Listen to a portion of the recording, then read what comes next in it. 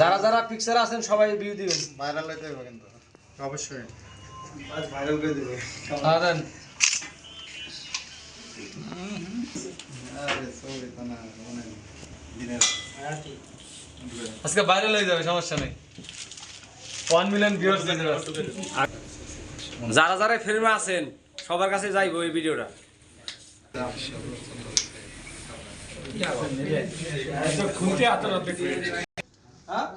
এখন দাদা অবশ্যই ভিডিও এটা তো সিস্টেম নাই। টিস্যু নাই,